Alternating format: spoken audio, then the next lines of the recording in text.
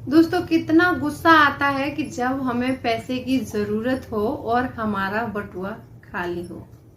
दोस्तों ये आजकल हर एक की प्रॉब्लम हो गई है कि जरूरत पड़ने पर अक्सर किसी भी काम को करने पर पैसे पूरे नहीं हो पाते हैं। उसमें भी हम ही जिम्मेदार होते हैं क्योंकि कुछ हमारी आदतें ऐसी होती हैं जिन आदतों के कारण हम पैसा सेव नहीं कर पाते हैं।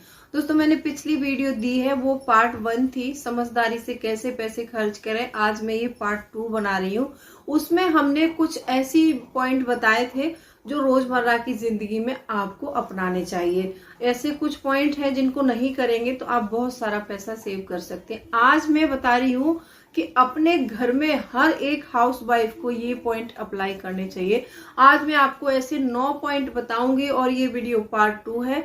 अगर इसके लिए पार्ट 3 भी बनेगा तो और मैं पार्ट 3 भी बना के दूंगी आपको, जिससे कि हम पूरी प्रक्रिया सीखेंगे। घर में जो न्यूली मैरिड है और जो जो नई नई अभी माँ बनी है, कुछ लेडीजों के कमेंट आते हैं कि हम न्यू मॉम बने हैं अभी, तो हमारे लिए कुछ ऐसा लाइए जिससे हम पैसे सेव कर पाए। कुछ हाउस वाइफ न्यूली मैरिड हैं, उनके भी काफी सारे कमेंट हैं, तो उनकी रिक्वेस्ट पर ये वीडियो मैंने आज बनाया है। इसमें मैं 9 पॉइंट बताने वाली हूँ जो कि बहुत महत्वपूर्ण पॉइंट है। इनको आपको ध्यान देना बहुत जरूरी है।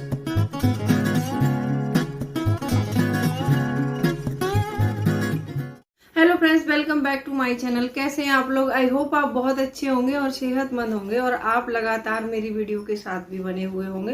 दोस्तों आज की वीडियो में हम जानेंगे कि हमें अपने रोजमर्रा की जिंदगी में हर हाउस वाइफ को कैसे पैसे खर्च करने चाहिए जिससे कि हमारा ज्यादा से ज्यादा बचत हो सके और हमें अपने जो घर को चलाने में क्या क्या दिक्कतें आती हैं, कौन सी आदतें हैं जिनको छोड़ देंगे हमें दिक्कत नहीं आएगी। वीडियो बहुत इंटरेस्टिंग होने वाली है, तो वीडियो के अंत तक जरूर बनी रहिए। और अभी तक आपने चैनल को सब्सक्राइब नहीं किया है तो आपसे एक नम्र निवेदन है, सब्सक्राइब कर लीजिए अपने इस चैनल को और बेल आइकन को भी जरूर प्रेस कर दीजिएगा ताकि ऐसी इंटरेस्टिंग वीडियो की नोटिफिकेशन आपको मिलते रहे। दोस्तों वीडियो पसंद आए तो एक लाइक जरूर करना। तो चलिए स्टार्ट करते हैं वीडियो को। दोस्तों इसमें सबसे पहला पॉइंट है कि अपने घर का मासिक बजट बनाएं। दोस्तों बजट मतलब एक तो मासिक बजट होता है, आप वो बना सकते हैं। एक हफ्ते वाइज होता है, वो भी बना सकते हैं। एक पर डे बजट होता है। तो आपको एक मासिक बजट बनाना है और उस मासिक बजट में आपको अपनी जरूरत की सारी चीजें डालनी है। जैसे आपका इलेक्ट्रिसिटी बिल हो गया, आपके होम का रेंट हो सकता है, या फिर आप किसी होम की ईएमआई भर रहे हैं तो वो ईएमआई भर सकते हैं। उसमें से ईएमआई को हम इसी में रखेंगे 50% में। और आपके जो भी रोजमर्रा के खर्चे हैं वो हो गए, और साग सब्जी का खर्चा हो गया और आपके बच्चों की फीस हो गई। अदरवाइज और कोई आपने अलग से करके अलग से कोई ईएमआई चल रही है तो वो हम मासिक बजट में अपनी कोई भी लोन की ईएमआई नहीं लेंगे, सिर्फ होम लोन की ले सकते हैं, या फिर रेंट है तो रेंट ले सकते हैं। अगर आपका खुद का मकान है तो कोई टेंशन नहीं है, वो पैसे हमारे बच सकते हैं। तो आप सबसे पहले आपको एक बजट बनाना है और उसमें अपनी सारी जरूरत की चीजें लिखनी है और आपकी जो भी सैलरी है उसमें से 20% पैसा सबसे पहले आपको सेव करना है। आपको क्या करना है, जैसे मान लीजिए आपकी सैलरी 20,000 है तो आप उसमें से 4,000 रुपए पहले ही सेव कर दीजिए। फिर आप उसमें से 50% पैसा आप अपना उसमें लगा सकते हैं बेसिक नीड्स में, और बाकी 30% बचता है वो आपके अन्य खर्चों में आ जाएगा। जैसे आप कोई और अलग से कोई किस्त भरे, आपने कोई चीज मतलब परचेस की है, उसकी ईएमआई है, या फिर आप कुछ अपने लिए खरीदना चाहते हैं, तो ये एक बजट बनाने का तरीका होता है। आप इस तरह से एक बजट तैयार कर सकते हैं। सबसे पहला पॉइंट ये है। एक दूसरा पॉइंट है इसमें कि पहले से ही खरीद की योजना बनाएं। आप जो भी सामान खरीद रहे हैं, चाहे आपको घर के लिए सामान लेना है, जैसे मान लीजिए अभी मैंने पिछले महीने मैंने एसी खरीदा था, तो मुझे एसी की जरूरत थी, तो वो हमने 2-3 महीने से पहले से ही प्लान कर लिया था कि हमें एसी लेना है। तो उसके लिए मैं हर मंथ थोड़े थोड़े पैसे जितना भी आता था उसमें से पैसे मैं हर मंथ जुटाती थी और हमने वो एसी नगद लिया। अब कभी भी ऐसी चीजों को क्रेडिट कार्ड वगैरह पे नहीं खरीदना है। जब हम क्रेडिट कार्ड से खरीदते हैं तो बहुत ज्यादा हमारा मतलब खर्च बहुत ज्यादा हो जाता है, ऐसा नहीं करना है आपको। और इसमें क्या है, डाउन पेमेंट करके जब हम खरीदते हैं तो हमें कुछ पेमेंट इसमें एक्स्ट्रा देना पड़ता है, तो हमें वो नहीं देना पड़ेगा। अगर हमें पता है कि हमें आगे चल के क्या चीज खरीदना है, कोई बड़ा चीज लेना है तो उसके लिए पहले से अपने योजना बनाएं और उसके लिए आप अपने पैसे बचाएं। उस चीज को नगद में ही खरीदेंगे तो ज्यादा फायदा होगा। तीसरा पॉइंट है यहाँ पर कि तत्कालीन खरीदी से बचें। बहुत से लोग क्या करते हैं कि जैसे मान लीजिए उनको कोई भी चीज की जरूरत पड़ी और वो तत्काल में मार्केट जाएंगे, तत्काल मतलब जल्दी जल्दी में मार्केट जाएंगे और उस चीज को वो परचेस करके ले आएंगे।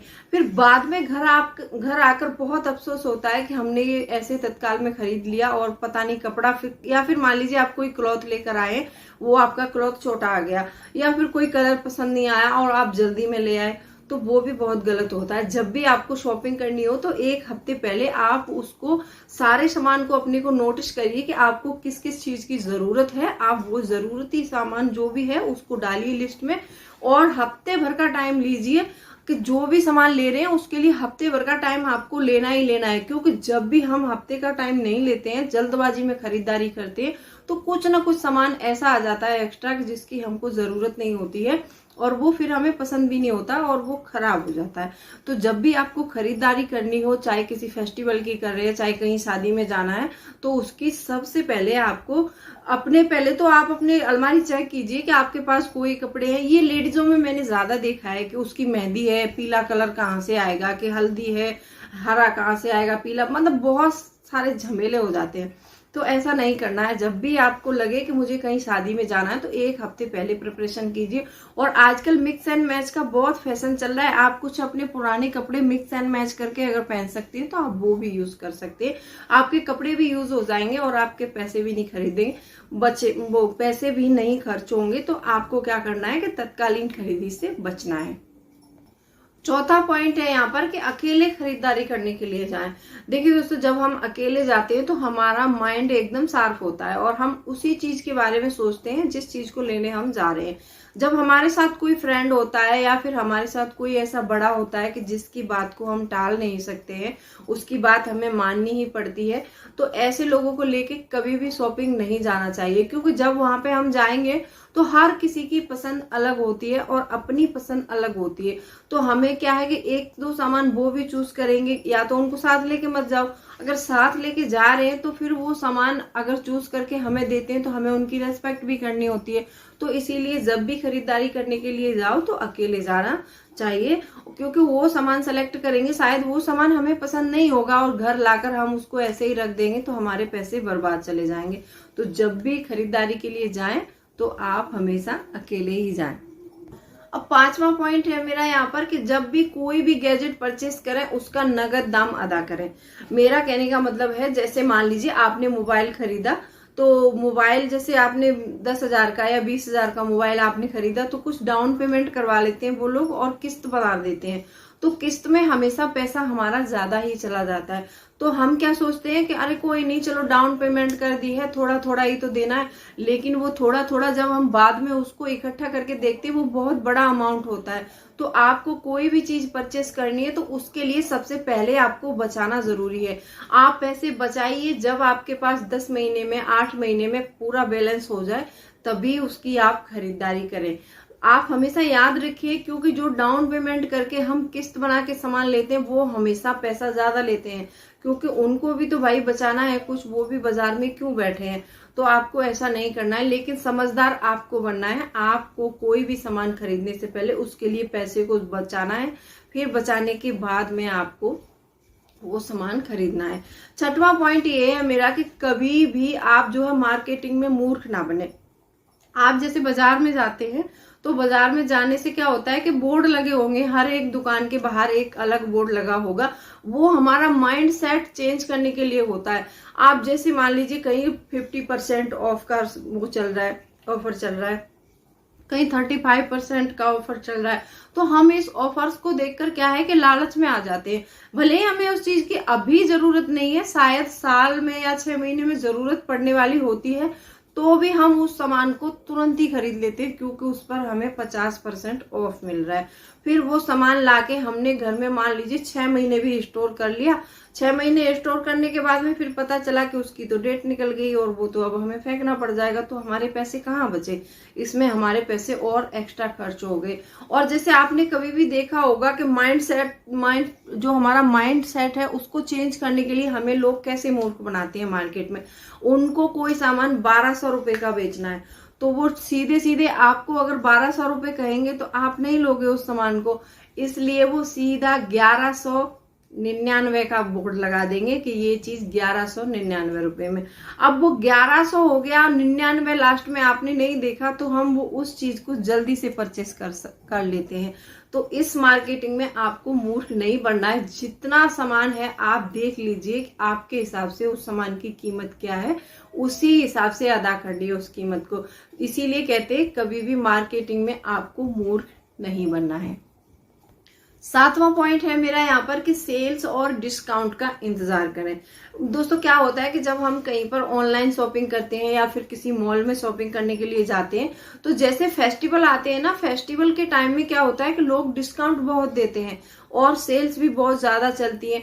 तो 2-4 जैसे आपको मान लीजिए घर की ग्रोसरी खरीदनी है या आपने फेस्टिवल के लिए कपड़े खरीदने, तो 2-4 वेबसाइट पे जाके पहले अपना चेक करिए कि उसका रेट वहां पर कितना है, जहां पर आपको सही रेट मिले और आपको लगे कि अच्छा डिस्काउंट मिल रहा है तो उसके लिए आपको इंतजार करते रहना है।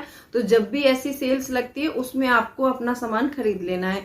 अब जैसे एक बोलते हैं स्मार्टली शॉपिंग करने से क्या होता है कि जैसे मान लीजिए आपको गर्मियों का कोई सामान परचेस करना है और सर्दी का टाइम चल रहा है, तो उस समय जब हम सर्दियों में गर्मी की शॉपिंग करेंगे तो हमें सामान थोड़ा सस्ता मिल जाता है। क्या होता है कि जब वो पुराने स्टॉक होते हैं उनको जो दुकान वाले हैं निकालने के चक्कर में थोड़ा सस्ता दे देते हैं। तो आपको जब भी जैसे मान लीजिए गर्मियों में जरूरत तो पड़ने वाली होती है सामान की, जैसे मान लीजिए गर्मियों में आपको फ्रिज की जरूरत है तो आप वो फ्रिज को सर्दियों में खरीदिए। तो सर्दी में खरीदेंगे तो आपको 1000-2000 रुपए का जरूर फायदा होगा। तो आप ऐसे कभी भी जैसे सेल्स और डिस्काउंट का इंतजार करते रहना। जब भी आपको लगता है कि यहाँ पर सेल्स लगी है और हमें सामान की जरूरत है तो वहां पर हमें जरूर खरीदना चाहिए, जरूर फायदा उठाना चाहिए।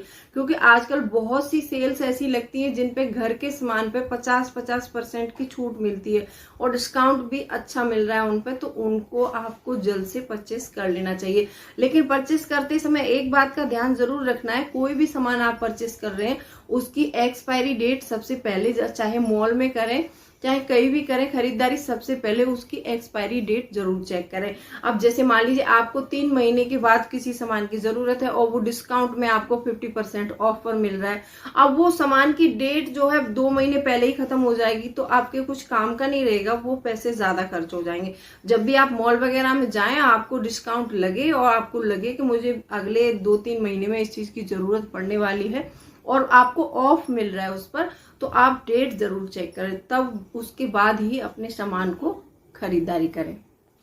8वां पॉइंट है मेरा कि अपनी रिसर्च जारी रखें। बहुत से लोग क्या होते हैं कि एक ही दुकान पर जाते हैं और वहां से महंगा सस्ता जैसा भी सामान दे देते हैं वो लेके चले आते हैं। तो आपको ऐसा नहीं करना है। मार्केट में जाएं तो सबसे पहले इस दुकान पर ट्राई करें जो सामान हम खरीदने जा रहे हैं इसका रेट कितना है, फिर उसी सामान का रेट आप दूसरी जगह कम से कम 4-5 दुकानों में ट्राई करें। ट्राई करने के बाद जब आपको लगता है कि इसका रेट ठीक है, वहीं से वो सामान आपको परचेस करना चाहिए। और अपने आसपास जैसे कभी कभी होता है ना सब्जी मंडियों में कि इस मंडी में सब्जी सस्ती मिलती है, उस बाजार में सामान सस्ता मिलता है, जब आपको लगता है तो आप अपने आसपास के बाजारों में रिसर्च करते रहिए कि कहाँ कौन सा सामान सस्ता मिलता है, कहाँ कौन सा सामान सस्ते के साथ साथ अच्छा भी मिलता है, वहीं से आपको परचेस करना है और आप वहीं से अपनी ये रिसर्च आपको जारी रखनी है। रिसर्च जारी रखने से मेरा मतलब है कि जब हम ये पता लगाते रहते हैं तो हमें कुछ सामान, बहुत सारे सामान घर के ऐसे होते हैं जो कम रेट में मिल जाते हैं। 9वां पॉइंट है मेरा, ये वीडियो का लास्ट पॉइंट है, अपने आप को कभी कभी महंगी ट्रीट देने से बचें। बहुत से लोग क्या करते हैं कि अपने आप पर बहुत खर्च करते हैं। हफ्ते में 1-2 बार वो होटल जाना ही है, उनको 5 स्टार में जाना है, बाहर के खाने पर बहुत पैसा खर्च कर देते हैं। तो इस चीज को आपको अवॉइड करना पड़ेगा। अगर आप मान लीजिए मंथ में 4 बार भी बाहर जाते हैं खाना खाने के लिए, तो उसमें कम से कम 1 बार के खाने में हमारा 1 हफ्ते के राशन का पैसा चला जाता है। तो आप जैसे 4 बार जा रहे हैं तो उसको 2 बार कर दीजिए, और आप 2 बार जा रहे हैं तो उसको 1 बार कर दीजिए। इससे आपका बहुत सारा पैसा बचेगा और बहुत सारा फायदा होगा। क्योंकि जब हम बाहर खाना खाने जाते हैं तो वो अनहाइजीनिक फूड होता है और पैसा भी हमें घर के खाने से डबल पे करना पड़ता है और हम उस खाने को खा के बहुत खुश होते हैं और हमारी तबीयत भी खराब हो जाती है कभी कभी उस खाने की वजह से। तो आपको जो भी महंगी ट्रीट लेते हैं आप उससे बच के रहें, तो देखिए आपका बहुत सारा पैसा बचेगा। दोस्तों आई होप वीडियो आपको पसंद आई होगी और ये मेरे 9 पॉइंट्स थे, इनमें से कौन सा पॉइंट आपको पसंद आया तो कमेंट करके जरूर बताना। और इसका पार्ट 3 भी आएगा, पार्ट 3 के लिए तैयार रहना। पार्ट 3 मैं अगले 2 दिन में अपलोड कर दूंगी और वीडियो पसंद आई हो तो लाइक कर देना और चैनल को जरूर सब्सक्राइब करना क्योंकि मैं इसके लिए बहुत मेहनत करती हूँ। चलिए मिलती हूँ अगले वीडियो में, तब तक के लिए bye bye, thanks for watching.